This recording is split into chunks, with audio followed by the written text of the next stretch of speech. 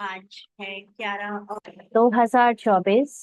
आज के बाबा के महावाक्य सुनेंगे। बाबा ने कहा, मीठे बच्चे। हाँ जी बाबा, बाप की याद के साथ साथ ज्ञान धन से संपन्न बनो। बुद्धि में सारा ज्ञान घूमता रहे, तब अपार खुशी रहेगी। सृष्टि चक्र के ज्ञान से तुम चक्रवर्ती राजा बनेंगे। तो बाप की याद के साथ साथ ज्ञान धन से संपन्न बनो। बाबा की याद के लिए हम खास टाइम निकाल कर बैठते हैं, कई घंटे भट्टी करते हैं।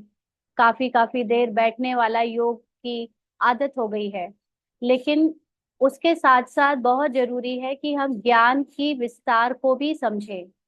ज्ञान में जो खास सृष्टि चक्र यानी ड्रामा का ज्ञान बाबा ने दिया है, उस ज्ञान को याद करने से बुद्धि में जब हम उसका मनन चिंतन करते रहते हैं तो अपार खुशी रहती है।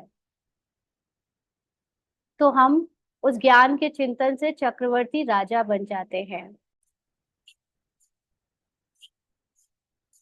तो बैठकर योग करने के लिए कल भी बाबा ने कहा था कि बच्चे 4 4 घंटे या रात भर बैठे रहते हैं। लेकिन उसके साथ साथ हमें अभी कर्मयोगी बनना है। घर गृहस्थी रहते सारे काम काज करते कर्मयोगी का मतलब है अपने को आत्मा निश्चय करके आत्मा की संपूर्णता में टिक कर उसको पकड़ कर पाठ के ऊपर उतार चढ़ाव और माया को समझते हुए हमें आ, आत्मा के स्मृति में रहना है। ये आत्मा की स्मृति ही योग है। क्योंकि अगर हम सिर्फ बैठकर योगी बने हैं तो हमारा यथार्थ योग नहीं है। क्योंकि ये योग का मुख्य लक्ष्य है अपने को कंप्लीट सोल कॉन्शियस बनाना, आत्माभिमानी बनाना। और बैठकर हम पूरे दिन तो नहीं रह सकते। जो तमाम कार्य है, मुख्य माया तो जब उसमें आती है, तो अगर उसमें हम अपने को आत्मा निश्चय करके विदेही होकर पाठ बजाएं, तब हमारे ज्ञान की और हमारी योग बल की विजय होती है। तो इसलिए चलते फिरते ये ज्ञान का मनन चिंतन करने से ही हमारी आत्मिक अवस्था बनी रहती है, खुशी रहती है। और जिसको ड्रामा का ज्ञान क्लियर है, वही चक्रवर्ती राजा बनता है। सृष्टि चक्र के ज्ञान का मतलब है ड्रामा का ज्ञान। क्योंकि पार्ट बिल्कुल अलग है और आत्मा पार्ट से अपने को भिन्न समझे, तभी वो पार्ट से अप्रभावित होकर अपने सत्य में टिक सकती है।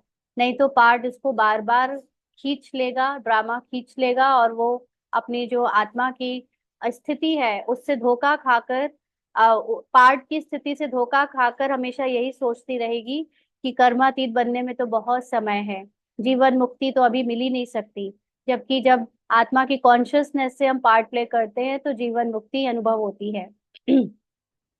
आज का प्रश्न है, दो प्रश्न है। पहला, किन बच्चों यानी मनुष्यों के की प्रीत बाप से नहीं हो सकती है? किन बच्चों यानी मनुष्यों की प्रीत बाप से नहीं हो सकती है? बच्चों में दोनों आ जाते हैं, ज्ञानी भी और अज्ञानी भी। बाबा के बच्चे ज्ञानी बनने मतलब बीके तो बन गए हैं, पहचान तो लिया है बाबा को, लेकिन अभी भी बाबा से पूरी प्रीत नहीं जुटी है। पूरी प्रीत का मतलब होता है पूरा निश्चय होना। तो ज्ञानी भी ऐसे हैं और अज्ञानी भी ऐसे हैं जिनकी बाप से प्रीत नहीं हो सकती। बाबा ने उत्तर दिया, जो रौरव नर्क में रहने वाले विकारों से प्रीत करते हैं, ऐसे मनुष्यों की प्रीत बाप से नहीं हो सकती। तुम बच्चों ने बाप को पहचाना है, इसलिए तुम्हारी बाप से प्रीत है। तो बाबा हमको मिला है, हमने बाबा को किससे पहचाना है? बाबा के ज्ञान से। और इस ज्ञान की आग में, अग्नि में ही हमारे अंदर का देहभान टूट रहा है। और ये देहभान हमको विकारों से मुक्त कर रहा है। लेकिन जो विकारों से प्रीत रखते हैं, माना जो इस ड्रामा और ड्रामा की झूठी पहचान से, उसमें लगी हुई आसक्ति से प्रीत रखते हैं, उसको ही सच समझते हैं। ये दुनिया जो झूठी है, दिखावटी है, शरीर की दुनिया है, जो विनाशी दुनिया है, उसको वो सच समझ के जीते हैं। तो ऐसे बच्चे बाबा से प्रीत नहीं रख सकते, माना बाबा के ज्ञान को सत्य नहीं समझ सकते, बाबा को पहचान नहीं सकते, माना बाबा के ज्ञान को कि यही ज्ञान सत्य ज्ञान है, ये कभी भी वो रियलाइज नहीं कर सकते। इसीलिए बाबा कहते हैं कि तुम्हारी बाप से प्रीत है, माना तुमको बाबा के ज्ञान से बाबा का सत्य पता चला, तो हम ही विकारों को, देहभान को छोड़ सकते हैं, बाकी और मनुष्य नहीं छोड़ सकते। क्योंकि हम लोग कई बार कोशिश करते हैं ना अज्ञानियों को, मतलब जो नॉन ब्राह्मण्स नॉन बीके हैं उनको ज्ञान में लाने की, ज्ञान सुनाने की, बट वो डिसइंटरेस्ट दिखा देते हैं, वो टॉपिक बदल कर अपनी अपनी बातें करने लग पड़ते हैं। तो क्यों ऐसा होता है? क्योंकि उनको अभी यही शरीर सही सत्य लग रहा है, उनको यही रिश्ते, यही ड्रामा की झूठी लाइफ, ये सपना सच लग रहा है, तो वो इस ज्ञान को कभी भी समझ नहीं सकते। आज का दूसरा भी प्रश्न है, किसे सतयुग में आने का हुक्म ही नहीं है? आज बाबा के इंटरेस्टिंग क्वेश्चंस है। किसे सतयुग में आने का हुक्म ही नहीं है? तो बाबा ने उत्तर दिया, बाप को भी सतयुग में आना नहीं है, तो वहां काल भी नहीं आ सकता है। जैसे रावण को सतयुग में आने का हुक्म नहीं, ऐसे बाबा कहते, बच्चे मुझे भी सतयुग में आने का हुक्म नहीं। बाबा तो तुम्हें सुखधाम का लायक बनाकर घर चले जाते हैं, उन्हें भी लिमिट मिली हुई है। तो बाबा अर्थात क्या? बाबा अर्थात बाबा का हाईएस्ट ज्ञान।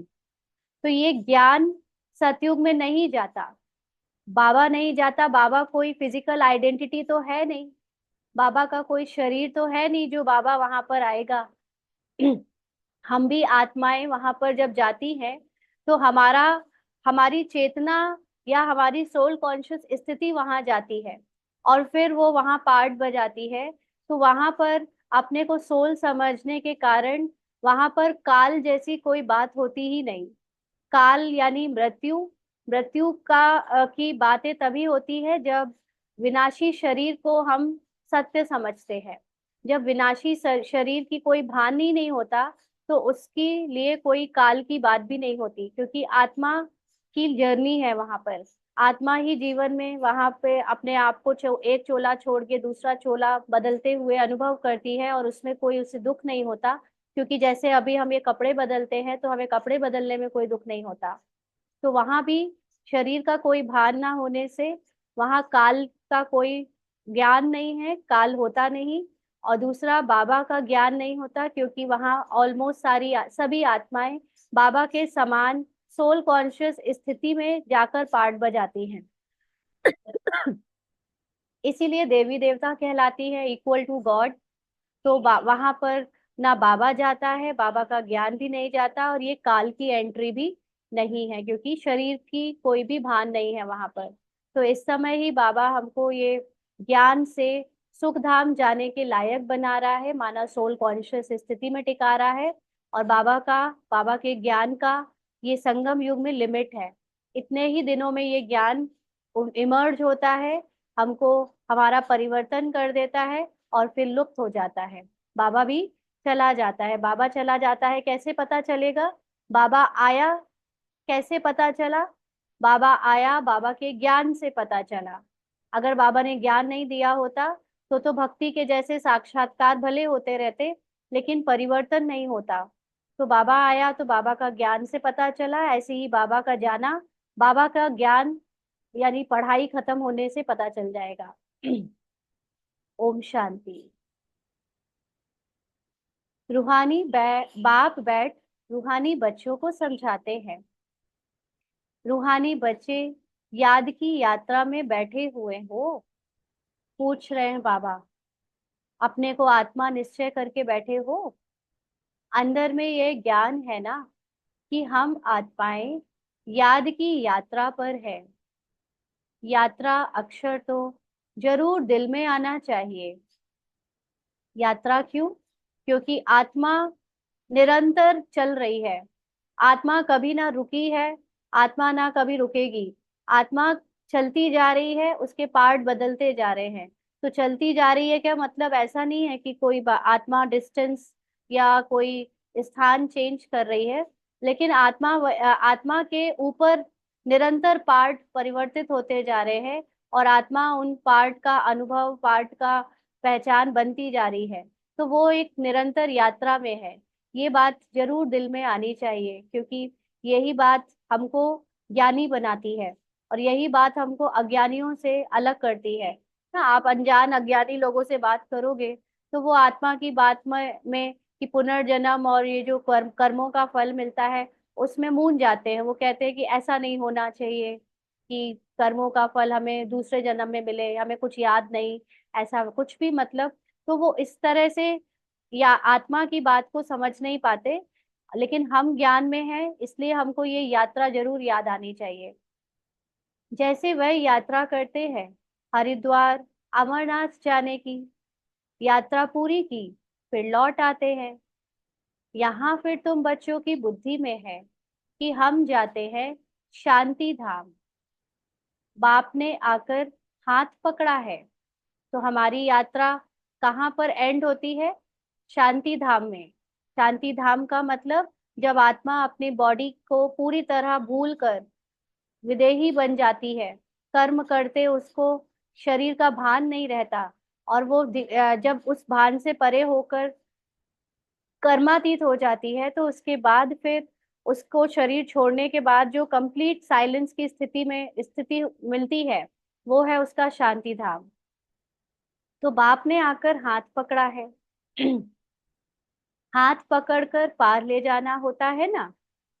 कहते भी हैं हाथ पकड़ लो, क्योंकि विषय सागर में पड़े हैं। हाथ पकड़ने का मतलब कोई फिजिकल हाथ नहीं, लेकिन बुद्धि से बाबा को पकड़ लो। बाबा मतलब बाबा के ज्ञान को पकड़ लो।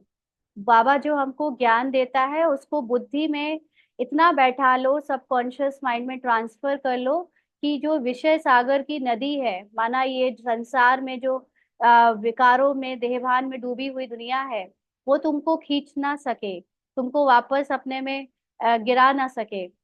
तो अब तुम शिव बाबा को याद करो और घर को याद करो। शिव बाबा को याद करो माना बाबा, अपने को पहले आत्मा समझो, फिर आप बाबा के महिमा में स्थित हो जाओ, क्योंकि जो मामा बाबा की महिमा है वही मेरी महिमा है। और घर माना अपनी उस परम शांति की अवस्था, उस शांति की दुनिया को याद करो, जो बिल्कुल भी ड्रामा के प्रभाव से मुक्त है। ना जहाँ पर आवाज है, ना कर्म है, ना शरीर है, ना ये ड्रामा के किरदार है, ना अनुभव है, कुछ भी नहीं है। एकदम साइलेंस है। उसमें अपने को देखो, अपने सत्य स्वरूप को वहीं पर देखो। तो अंदर में यह आना चाहिए कि हम जा रहे हैं। माना पार्ट अब ओवर हो रहा है। इसमें मुख से कुछ बोलना भी नहीं है। अंदर में सिर्फ याद रहे बाबा आया हुआ है लेने के लिए ना। तो तैयारी करना माना ये सारी समेटने का काम करते जाना। यहाँ जितना देहभान का फैलावा किया था कि मैं फला हूँ, ये हूँ, वो हूँ, ये पसंद है, वो पसंद है, सब छोड़कर अब जाना है। जैसे कोई भी कहीं जाता है तो वहां जब तक रुकता है तो वो काफी कुछ फैला लेता है, या कई लोगों से बातचीत, कुछ सामान, कुछ खरीदारी कर लाता है, लेकिन जब वहां से जाने का समय होता है तो सब कुछ समेटना शुरू कर देता है। तो ऐसे ही हम अपने फिजिकल वर्ल्ड में जो फिजिकल दुनिया की जो चीजें फैलाई हैं, उसमें सूक्ष्म चीजें भी आ जाती है, जो हमारे मन बुद्धि संस्कार है, वो भी, उसको भी अब समेटना है। याद रहे बाबा आया हुआ है लेने के लिए। याद की यात्रा पर जरूर रहना है। तो चलते फिरते बात करते कंटिन्यू इस आत्मा के अनुभव को याद रखना है, तब इसको यात्रा कहा जाएगा। नहीं तो अगर हम सिर्फ 2 घंटे 3 घंटे बैठे हैं तब याद कर रहे हैं और बाकी के 10 घंटे भूले हुए हैं, तो फिर वो यात्रा तो ऐसी हो गई ना कि एक ट्रेन चली और कई कई घंटे वो बाहर रुकी हुई है, चली नहीं रही है। तो कंटिन्यू चलती रहे, उसके लिए हमें कंटिन्यू याद करते रहना है कि मैं आत्मा बाबा का बच्चा या बाबा के तरह बाप समान हूँ। तो इस याद की यात्रा से ही तुम्हारे पाप कटने हैं, तब ही फिर उस मंजिल पर पहुंचेंगे। पाप कटने का मतलब है देह भान से मुक्त होते जाना। जितना अपने को याद करके आत्मा समझेंगे, उतना देह और देह की स्मृति से, झूठी ये जो प्रकृति है इससे मुक्त होते जाएंगे, पाप करते जाएंगे और फिर मंजिल पर पहुंचेंगे, माना अपनी शांति की परम अवस्था को अनुभव कर सकेंगे। कितना क्लियर बाप समझाते हैं, जैसे छोटे बच्चों को पढ़ाया जाता है ना। सदैव बुद्धि में हो कि हम बाबा को याद करते जा रहे हैं। बाप का काम ही है पावन बनाकर पावन दुनिया में ले जाना। बच्चों को ले जाते हैं तो पावन बनाने का मतलब है बच्चों के अंदर आत्माभिमानी ज्ञान देकर उन्हें कंप्लीट सोल कॉन्शियस या आत्माभिमानी बना देना। आत्मा को ही यात्रा करनी है। आत्मा तब भी थी जब कोई शरीर नहीं था। आत्मा तब भी थी जब सतयुग का देवी देवता का पार्ट बज रहा था। आत्मा अभी भी है जब कलयुग का पार्ट बजाया, और आत्मा अभी ब्राह्मण का पार्ट बजाते समय भी है। आत्मा तो हमेशा से थी, हमेशा से है, यात्रा में कंटिन्यू है। सिर्फ ऊपर का कॉस्ट्यूम जो है वो चेंज हो रहा है।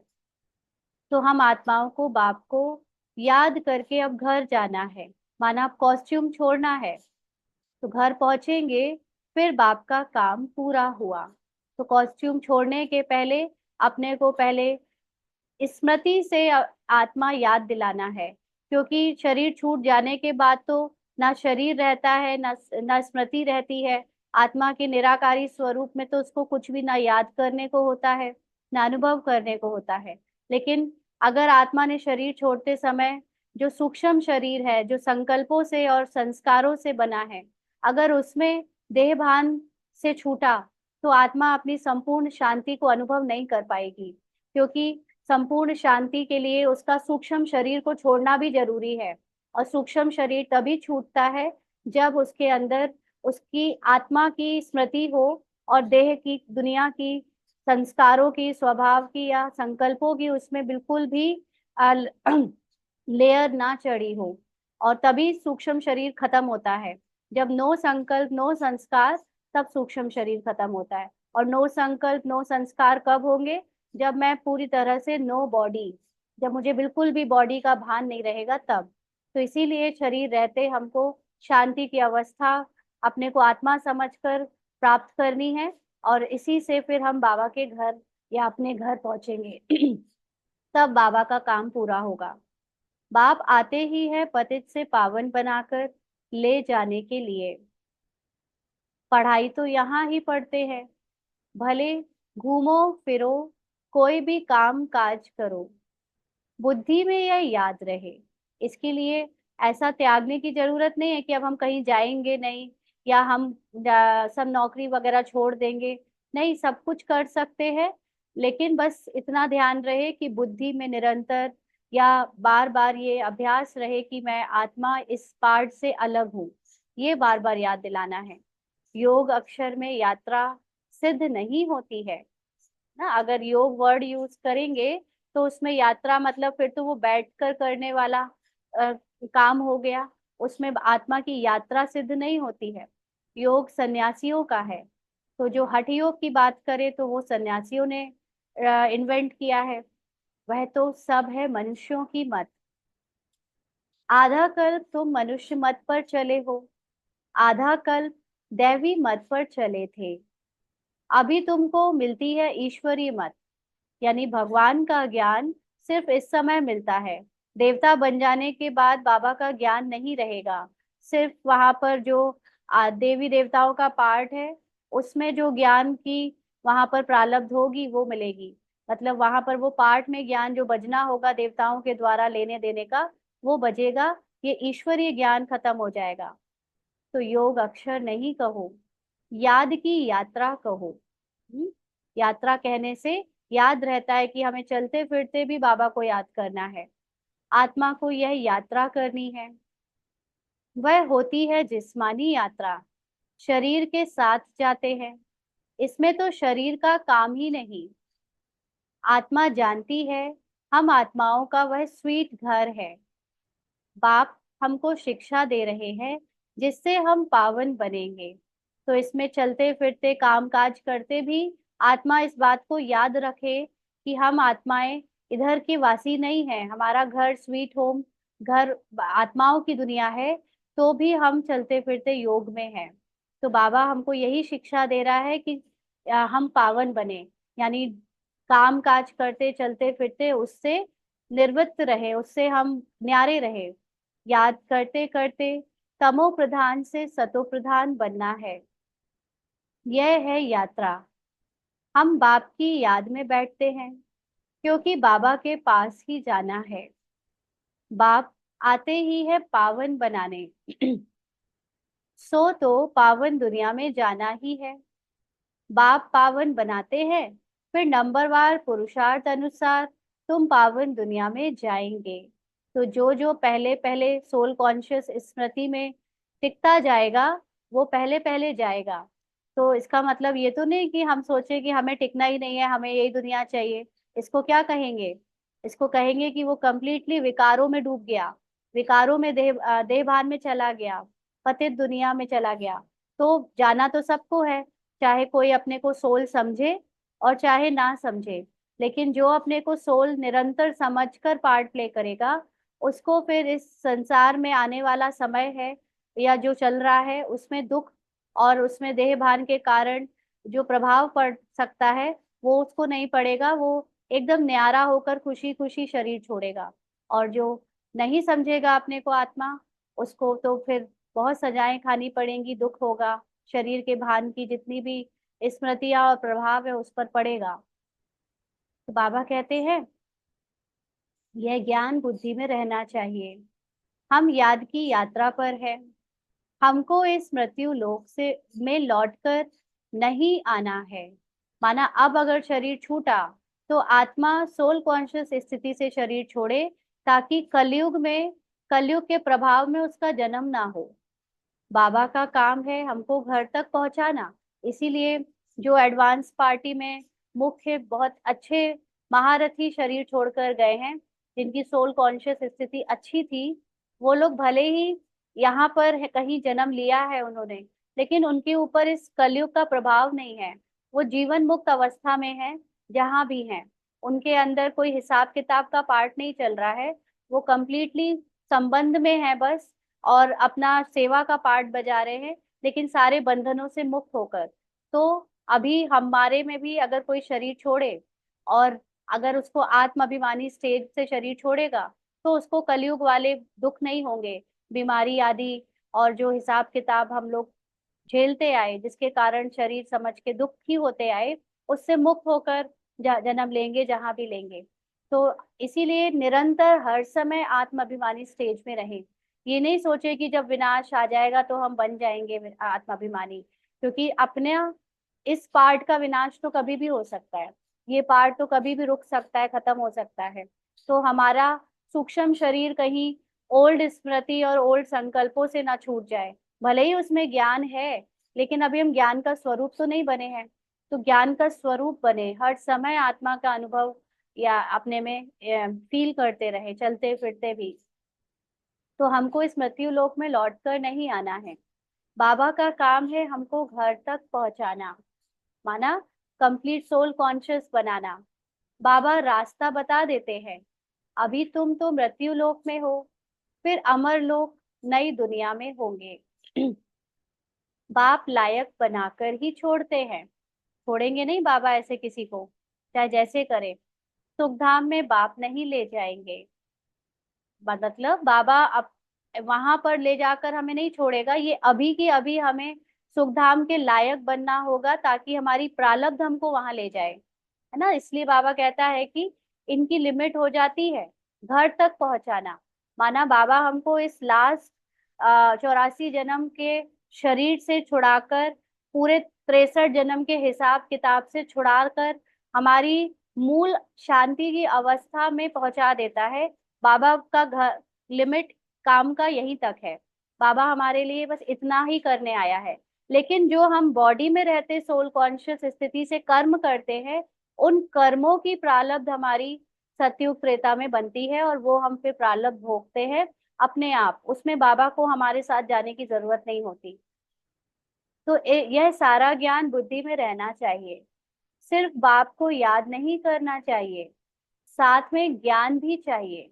माना ड्रामा का पार्ट अगर याद नहीं होगा तो हम बार बार ये जो जन्म चल रहा है और उसमें जो बची हुई प्रारब्ध है 63 जन्मों की हिसाब किताब है, वो हमें बार बार अपनी तरफ आकर्षित करके सोल कॉन्शियस स्थिति से हटा देगा। इसीलिए जब ड्रामा का ज्ञान साथ में होता है तो हमें आत्माभिमानी होना आसान होता है। तो ज्ञान से तुम धन कमाते हो ना, धन का मतलब है आत्माभिमानी स्थिति को बनाते हो। इस सृष्टि चक्र की नॉलेज से तुम चक्रवर्ती राजा बनते हो, यानी ड्रामा के ज्ञान से। बुद्धि में यह ज्ञान है, इसमें चक्कर लग इसमें चक्कर लगाया है। फिर हम घर जाएंगे, फिर नए सिरे चक्र शुरू होगा, यानी फिर से सतयुग से ये चक्र ड्रामा का शुरू होगा। पिक्चर दोबारा से चलेगी।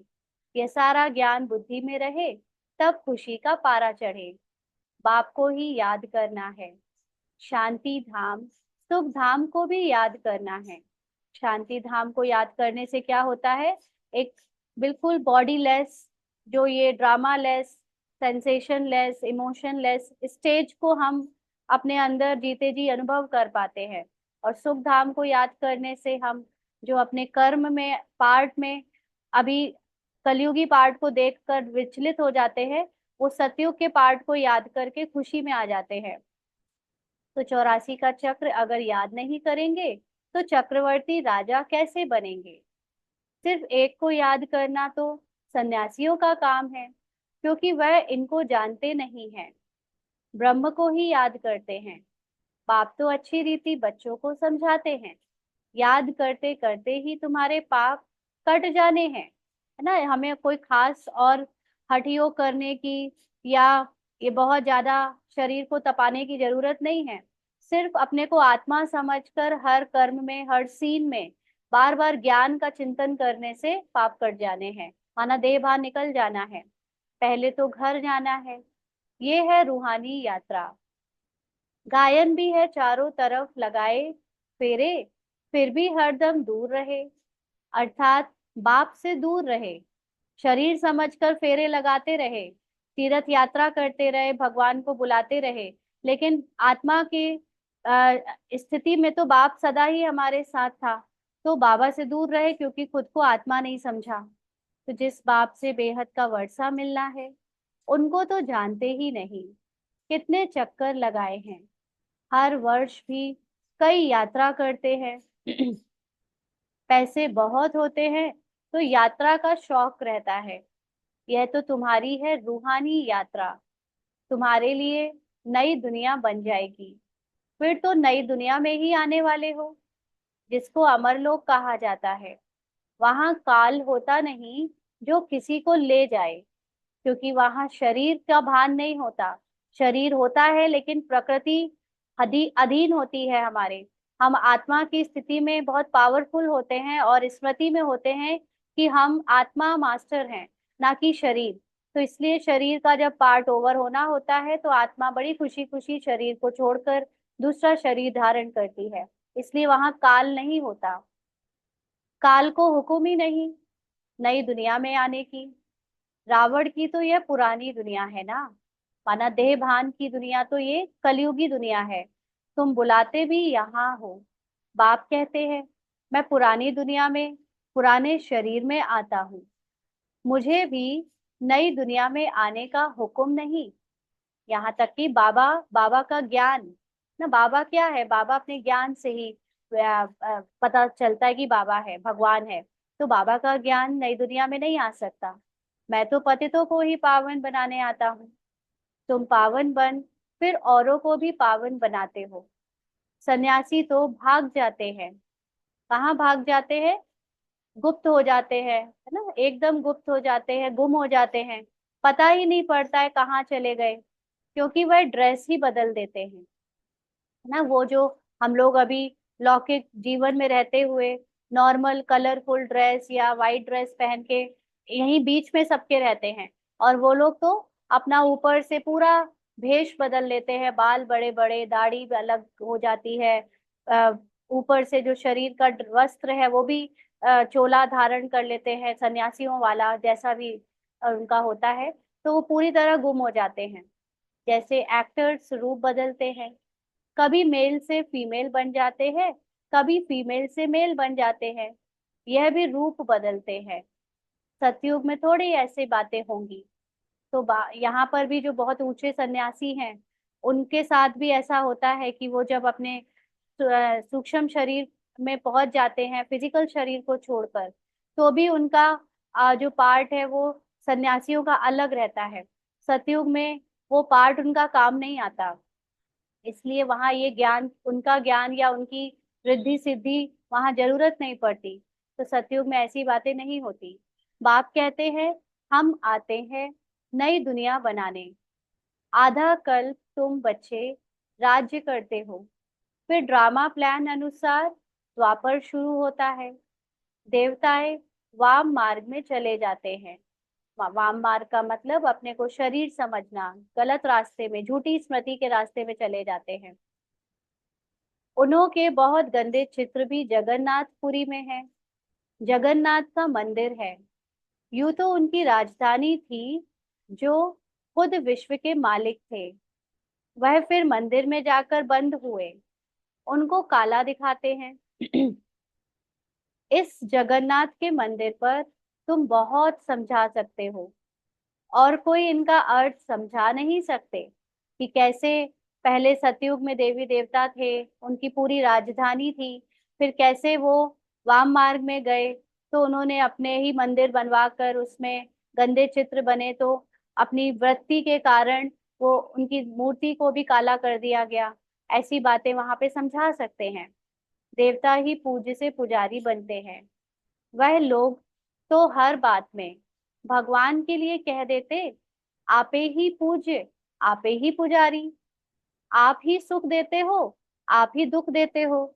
बाप कहते हैं, मैं तो किसी को दुख देता ही नहीं हूँ। बाबा का ज्ञान आता है तो उस ज्ञान से किसी को दुख मिलता है क्या? किसी को दुख नहीं मिलता। यह तो समझ की बात है ना। वो अलग बात है कि कोई उस ज्ञान से जो है वो कुछ चीजों को ऐसा बिलीव करे कि वो ज्ञान उनको दुख दे रहा है, क्योंकि उनकी दुनियावी चीजें छूटती जा रही हैं, विकारी चीजें छूटती जा रही है। तो अगर इसको कोई दुख मान ले तो फिर वो अलग बात है। लेकिन बाबा का ज्ञान हमें अल्टीमेटली सोल कॉन्शियस बनाने के लिए है, जिसमें सुख ही सुख है। तो ये समझ की बात है।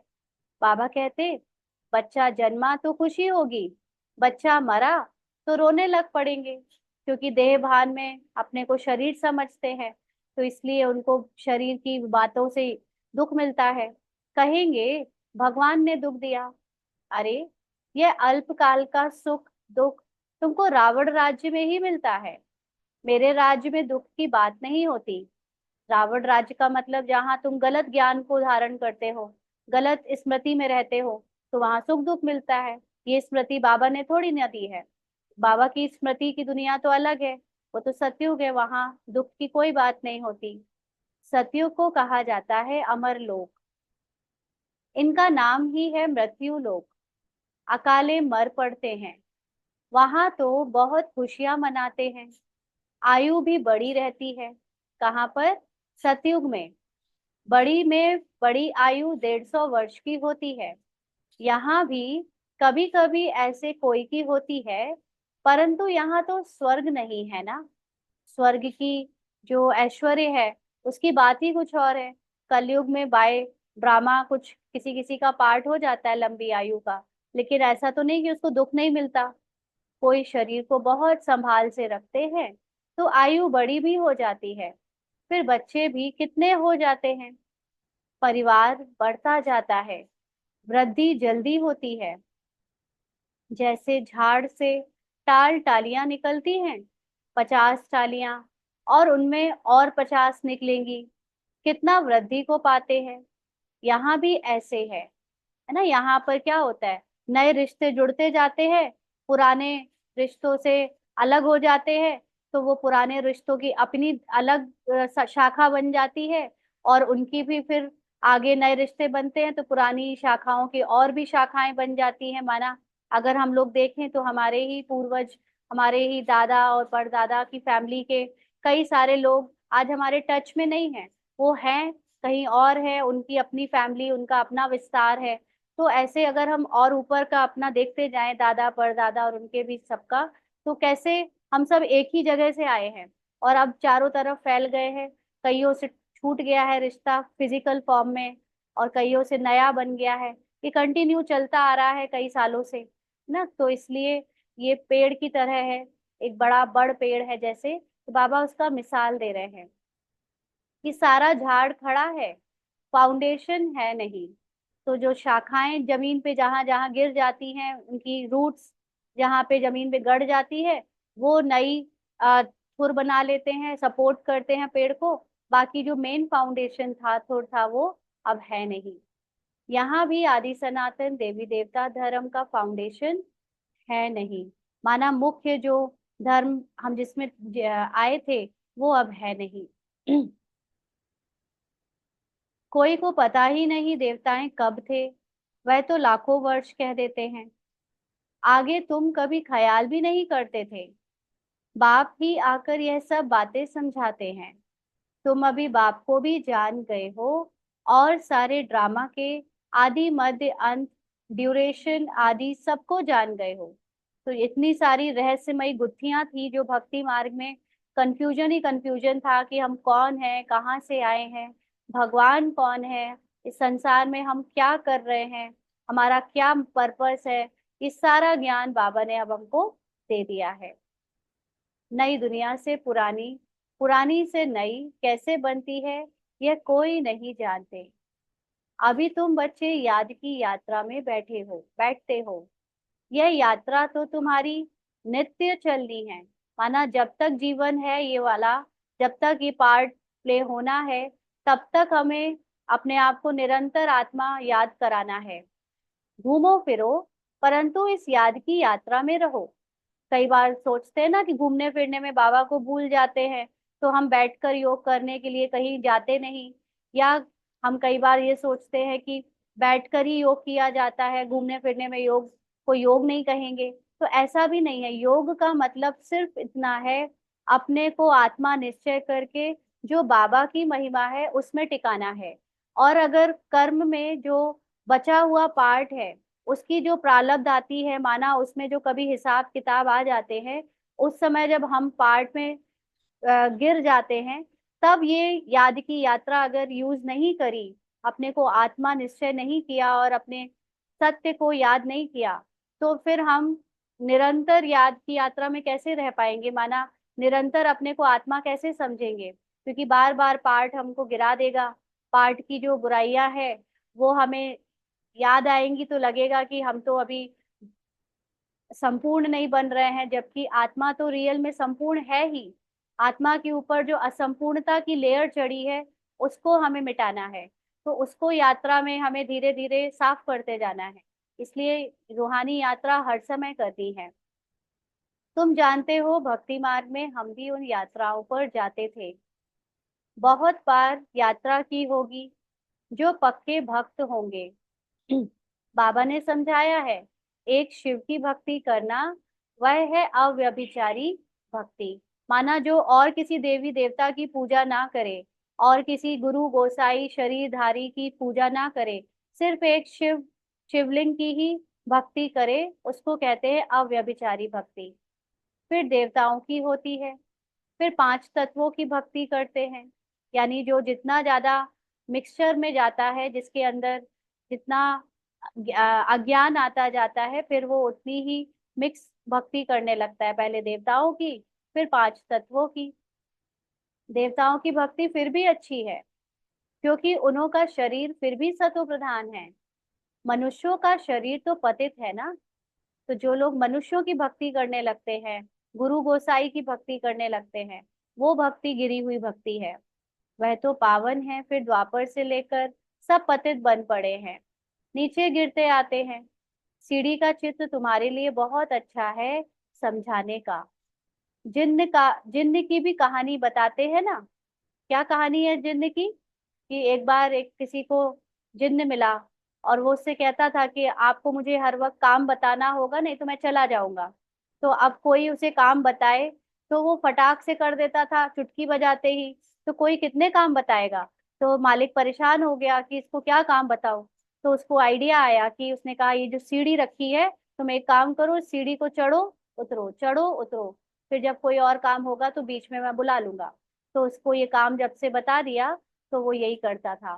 तो ऐसे ही हमको भी हर समय क्या काम करना है, चढ़ना माना अपनी कंप्लीट आत्माभिमानी स्थिति में स्थित हो जाना, जहां पर शरीर का कोई भान नहीं। और फिर जब पार्ट में कभी प्रारब्ध या कर्म के हिसाब किताब वश पार्ट बजाने नीचे आना है, तो नीचे आए, पार्ट बजाया, फिर ऊपर। या पार्ट बजाते बजाते भी अगर हम इस स्थिति में रह पाए कि हम ऊपर ही बैठे हैं तो फिर विदेही स्थिति बन गई, वो भी कर सकते हैं। तो बाबा कहते हैं यह सब दृष्टांत आदि यानी जिन आदि की कहानियां इस समय के ही है, सब तुम्हारे ऊपर ही बने हुए हैं। भ्रमरी का मिसाल भी तुम्हारा है, जो कीड़ों को माना देह अभिमान में डूबे हुए लोगों को आप समान ब्राह्मण बनाते हो। यहाँ के ही सब दृष्टांत हैं। अभी 1 मिनट के लिए सभी अपने को आत्मा समझ क्या आत्मा की स्थिति में स्थित कर ले, और निरंतर बाबा को अपने सामने देखे, उनकी महिमा में टिक जाए।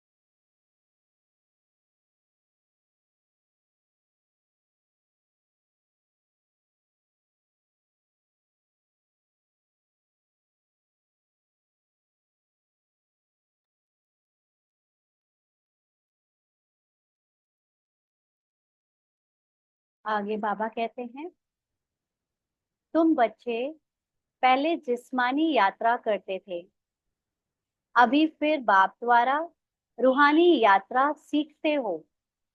यह तो पढ़ाई है ना। भक्ति में देखो क्या क्या करते हैं, सबके आगे माथा टेकते रहते हैं, एक के भी ऑक्यूपेशन को नहीं जानते। हिसाब किया जाता है ना, सबसे जास्ती जन्म कौन लेते हैं, फिर कम होते जाते हैं। यह ज्ञान भी अभी तुमको मिलता है। तुम समझते हो बरोबर स्वर्ग था। भारतवासी तो इतने पत्थर बुद्धि बने हैं, उनसे पूछो स्वर्ग कब था, तो लाखों वर्ष कह देंगे। अभी तुम बच्चे जानते हो हम विश्व के मालिक थे, कितने सुखी थे। अब फिर हमको बैगर टू प्रिंस बनना है। दुनिया नई से पुरानी होती है ना। तो बाप कहते हैं मेहनत करो। किस बात की मेहनत करो, अपने को बार बार आत्मा निश्चय करने की मेहनत करो। यह भी जानते हैं माया घड़ी घड़ी भुला देती है। तो भारतवासी इतने पत्थर बुद्धि हैं, है ना। अध्यात्म का ज्ञान भारतवासियों को सबसे कम इंटरेस्ट है सुनने में। बाकी अगर आप किसी विदेशी को सुनाओ तो वो इंटरेस्ट दिखाएगा, ध्यान से सुनेगा। लेकिन भारतवासियों को इतना देह और देह की दुनिया की आसक्ति की बातें पसंद है कि उनको अध्यात्म की बातें, मैक्सिमम लोगों को जो है इंटरेस्ट नहीं आता है उसमें। तो क्यों, क्योंकि सब पत्थर बुद्धि तमो प्रधान बन गए हैं। बाप समझाते हैं बुद्धि में सदैव यह याद रखो, हम जा रहे हैं। हम जा रहे हैं मतलब आत्मा, मैं आत्मा जा रही हूँ। ये नहीं कि हम जा रहे हैं मतलब ये पार्ट जा रहा है। हमारा इस पुरानी दुनिया से लंगर उठा हुआ है, मतलब बुद्धि की जो अटैचमेंट है वो हट गई है। नैया उस पार जानी है। गाते हैं ना, नैया हमारी पार ले जाओ। कब पार जानी है वह जानते नहीं है। तो मुख्य है याद की यात्रा। बाप के साथ वर्षा भी याद आना चाहिए। तो सिर्फ इतना नहीं कि मैं आत्मा हूँ, लेकिन जो ज्ञान हमें ड्रामा का मिला है और उस ज्ञान में हमको जो हमारा पार्ट बजा है वो भी याद आना चाहिए, क्योंकि पार्ट को अगर हम ड्रामा और ड्रामा के पार्ट को अलग नहीं देखेंगे तो हम कंप्लीट याद की यात्रा में नहीं टिक पाएंगे। बार बार पार्ट हमको माया खींच लेगी। बच्चे बालिग होते हैं तो बाप का वर्षा ही बुद्धि में रहता है।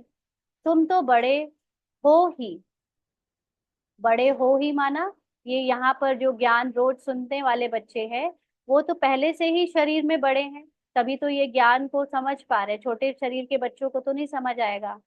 आत्मा झट जान लेती है, यह बात तो बरोबर है। और ये जो बाबा का ज्ञान लेने वाली जितनी आत्माएं हैं ना, ये संसार में सबसे ज्यादा जो आत्मा में इंटरेस्ट रख रहा है, जो आत्मा को जानने जानने का जिसकी बुद्धि है, वो समझ लो कि संसार की सबसे ज्यादा स्पिरिचुअल बुद्धि है, सबसे अच्छी बुद्धि है। क्योंकि संसार में अभी तक भी लोग आत्मा परमात्मा ड्रामा ये तो बहुत दूर की बात हो गई, उन लोगों को तो अभी जनरल मोरल वैल्यू समझाना भी मुश्किल है ना। तो बहुत सारे लोग अभी स्पिरिचुअल किताबें पढ़ना शुरू कर रहे हैं, कहीं लॉ ऑफ कर्मा, कहीं लॉ ऑफ अट्रैक्शन, कहीं कुछ ये सब धीरे धीरे सीख रहे हैं। और वो जब उनकी धरनी वो सब सीख के थोड़ी थोड़ी बनती जाएगी, तैयार होती जाएगी, तब जाकर उन्हें कुछ आत्मा का ज्ञान समझ आएगा। और हम सब बाबा के बच्चे झट से आत्मा का ज्ञान ले गए, झट से आत्मा के बारे में और ड्रामा के बारे में परमात्मा को पहचान लिया, झट से हमें ये ज्ञान समझ आने लगा। तो इसीलिए बाबा कहता है आप हाईएस्ट हो। ब्राह्मण इस संसार के सभी जातियों में हाईएस्ट जाति है, जाति इन द सेंस की जिन्होंने पार्ट में सबसे हाईएस्ट पार्ट बजाया है वो है। और हमारी बुद्धि बाकी के सारी लोगों से सबसे अच्छी है, क्योंकि आत्मा का ज्ञान समझना कोई मासी का घर नहीं है। ये जो समझ ले वो हाईएस्ट बुद्धि वाला है। तो अपने ऊपर हमें इस बात का गर्व होना चाहिए, नशा होना चाहिए, घमंड नहीं होना चाहिए ऐसा कि हम उनको शूद्र समझें या कम समझें। बट हमें बाबा ने इतना ऊंचा पाठ दिया है, इतनी अच्छी समझ दी है, तो अपने को भाग्यशाली समझकर हमें इसका ग्रैटिट्यूड होना चाहिए बाबा के प्रति। तो बाबा कहते हैं कि तुम तो बड़े हो ही, आत्मा झट जान लेती है, यह बात तो बरोबर है। बेहद के बाप का वर्षा है ही स्वर्ग। बाबा स्वर्ग की स्थापना करते हैं तो बाप की श्रीमत पर चलना पड़े।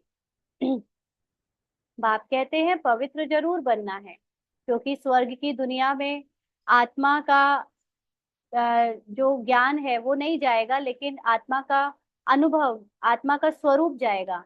तो वो पवित्रता अभी ही हमको धारण करनी है। पवित्रता के कारण ही झगड़े होते हैं। अब यहाँ पर पवित्रता का मतलब मुख्य है काम विकार। और यहाँ तक कि जब काम विकार भी क्यों झगड़ा होता है, क्योंकि जो उसने अपनी ये स्मृति निकाल दी है कि मैं किसी की पत्नी हूँ, तो वो उस पत्नी के धर्म को छोड़ने लगता है, या पति है तो पति का धर्म को छोड़ने लगता है, जिसमें जो शारीरिक वासनाएं हैं उससे वो अपनी पहचान अलग कर लेता है, तो झगड़े होने लगते हैं। तो क्योंकि शरीर की पहचान को छुड़ाने में, शरीर की ये जो बातें हैं कि हम फला फला है, किसी का कुछ है किसी के कुछ है, ये सब भूलना होता है। और दूसरे जिनको हम भुला रहे होते हैं उनको यही बात अच्छी नहीं लगती, तो इसलिए झगड़े होते हैं। क्योंकि हम अंदर से भुला रहे होते हैं, लेकिन बाहर से उन्हें देखने में आता है जैसे कि वो अपना धर्म नहीं निभा रहा है ना, इसीलिए झगड़े होते हैं। लेकिन अंदर हम अपने सत्य में टिकते हैं। तो ये बात गुप्त रूप से चल रही होती है, सामने वाले को समझ ही नहीं आती। तो बाबा कहते वह तो बिल्कुल ही जैसे रौरव नर्क में पड़े हैं। और जितने बाहर के लोग हैं, चाहे वो हमारे लौकिक घरों में रहते हैं, वो सब नर्क में हैं, क्योंकि पूरी तरह फिजिकल बॉडी को सच मानते हैं और ही जास्ती विकारों में गिरने लग पड़ते हैं। इसीलिए बाप से प्रीत रख नहीं सकते हैं। किसी का कितना भी मुश्किल समय आ जाए, अगर उनके अंदर आत्मा का ज्ञान का टाइम नहीं आया है, तो वो मुश्किल समय में और ही ज्यादा विकारों में चले जाते हैं। कोई बुरी आदतों के वश हो जाता है, कोई यहाँ वहाँ गंदी चीजों में अपना ध्यान देने लगता है कि वो कठिन समय निकल जाए, बुद्धि उनको में उनको परेशानी ना हो, तो वो और ही विकारों में चले जाते हैं। जबकि बाबा के बच्चे उनसे निकल कर अपने को सत्य में टिका रहे हैं। तो उनके लिए बाबा कहते हैं कि विनाश काले विपरीत बुद्धि है ना। बाप आते ही है प्रीत बुद्धि बनाने। बहुत हैं जिनकी ऋणचक भी प्रीत बुद्धि नहीं है, कभी बाप को याद भी नहीं करते हैं। अब ये कंप्लेन तो बाबा को अपने ही उन बच्चों से है जो बाबा को बाबा कहते हैं लेकिन याद नहीं करते, अपने को आत्मा नहीं समझते, शिव बाबा को जानते ही नहीं है, मानते ही नहीं है। बाबा के बच्चे भी ऐसे हैं, बाबा कहते हैं किसी और कारण से, कोई स्वार्थ है या कोई और अटैचमेंट है, लेकिन यथार्थ बाबा का परिचय नहीं है। माया का पूरा ग्रहण लगा हुआ है, याद की यात्रा बिल्कुल ही नहीं। बाप मेहनत तो कराते हैं, यह भी जानते हो सूर्यवंशी चंद्रवंशी राजधानी यहाँ स्थापन हो रही है। सतयुग त्रेता में कोई भी धर्म स्थापन होते नहीं, राम कोई धर्म स्थापन नहीं करते, यह तो स्थापना करने वाला बाप द्वारा यहाँ बनते हैं। और धर्म स्थापक और बाप के धर्म स्थापना में रात दिन का फर्क है। तो दूसरे धर्म स्थापक मनुष्य होते हैं और बाबा जो धर्म स्थापक है वो निराकार है। बाप आते ही है संगम पर, जबकि दुनिया को बदलना है। बाप कहते हैं कल्प कल्प कल्प के संगम युगे आता हूँ। उन्होंने फिर युगे युगे अक्षर रॉन्ग लिख दिया है। आधा कल्प भक्ति मार्ग भी चलना ही है। तो बाप कहते हैं बच्चे इन बातों को भूलो मत। यह कहते हैं बाबा हम आपको भूल जाते हैं। अरे बाप को तो जानवर भी नहीं भूलते। हाँ, देहभान में जानवर होते हैं, जो जानवर की औलाद जानवर, तो वो तो अपने पिता को नहीं भूलते। तुम आत्मा अपने आत्मा के पिता को कैसे भूल जाते हो? बाबा कहते तुम क्यों भूलते हो?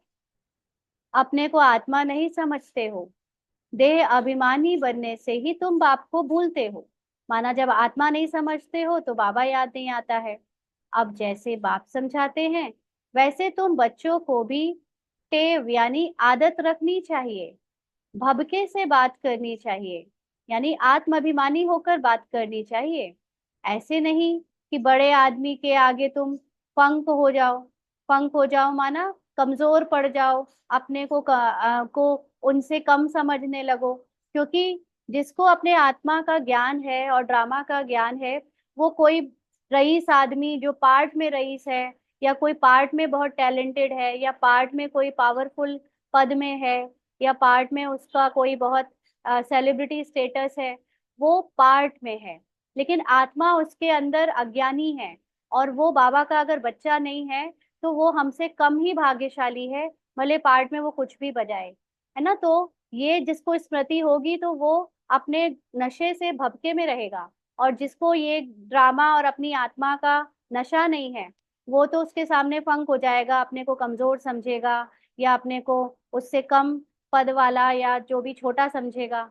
तो इसलिए बाबा कहते हैं ऐसा नहीं कि तुम बड़े आदमी के सामने जाके फंक हो जाओ, क्योंकि जो ऊपर से कॉस्ट्यूम में भले ही कोई रिच है, कोई फेमस है, या कैसा भी ऊंचा दिखने में आ रहा है, बट एक्टिंग से लोग फेमस होते हैं, है ना। उनके अंदर अब कोई सुपरस्टार है, वो चाहे अमीर बने चाहे गरीब बने, दोनों में ही वो फेमस हो जाएगा क्योंकि वो सुपरस्टार है। लेकिन कोई एकदम नया नया अभी जिसने पहली शूटिंग करी है, उसको आप बहुत अमीर आदमी भी बना दो तो भी उसकी इतनी वाहवाही नहीं है, क्योंकि वो आ, नया आया है, उसको कोई जानता नहीं है। तो ऐसे ही हम आत्माएं शुरू से आई हुई हैं, हमारे अंदर की स्मृति में हमें पता है कि हम कौन हैं, और हम देवी देवताओं का पाठ बजा कर आए हैं। तो हमारा पाठ इस समय चाहे गरीब का है, चाहे अनपढ़ का है, चाहे घर में बैठी माता और गृहस्थी का है, लेकिन हम अच्छे अच्छे बड़े बड़े पढ़े लिखे लोगों से, वीआईपी और पावरफुल लोगों से भी ज्यादा भाग्यशाली हैं, क्योंकि हम अपने को जानते हैं और हम उनसे ज्यादा ऊंचा पद प्ले करके आए हैं। तो इस जन्म में भले ही चाहे जैसे मिले, लेकिन अपने उस नशे को रखना है। तो बाबा कहते तुम कुमारियां ही बड़े बड़े विद्वान पंडितों के आगे जाती हो, तो तुम्हें निडर होकर समझाना है। तो निडर वही हो सकता है जो अपने को आत्मा समझे। अच्छा, मीठे मीठे सिकी लदे बच्चों प्रति माता पिता बाप दादा का याद प्यार और गुड मॉर्निंग। रूहानी बाप की रूहानी बच्चों को नमस्ते। हम रूहानी बच्चों की रूहानी बाप दादा को याद, प्यार, गुड मॉर्निंग और नमस्ते बाबा। शुक्रिया, थैंक यू बाबा। धारणा के लिए मुख्य सार। पहला पॉइंट, बुद्धि में सदैव याद रहे कि हम जा रहे हैं। हम मतलब आत्मा अब ये पार्ट से मुक्त हो रही है। हमारी नैया का लंगर इस पुरानी दुनिया से उठ चुका है। यानी इंटरेस्ट अब हमारा जो रग है वो पुरानी देह से उठ चुकी है। हम है रूहानी यात्रा पर। यही यात्रा करनी और करानी है। तो अपने को रूह समझना ही है और दूसरों को भी याद दिलाना है। किसी भी बड़े आदमी के सामने निर्भयता यानी भपके से बात करनी है। फंक नहीं होना है। देही अभिमानी बनकर समझाने की आदत डालनी है। तो जब समझाओ तो किसी का पद नहीं देखो, रूप नहीं देखो, उनके उसमें मत आ जाओ, उसके बाहर भौतिक भपके में, लेकिन अपने आत्मा के भपके में रहो। आत्मा की स्मृति में रहकर उसको भी आत्मा के रूप में देखकर समझाना है। इसकी आदत डालनी है।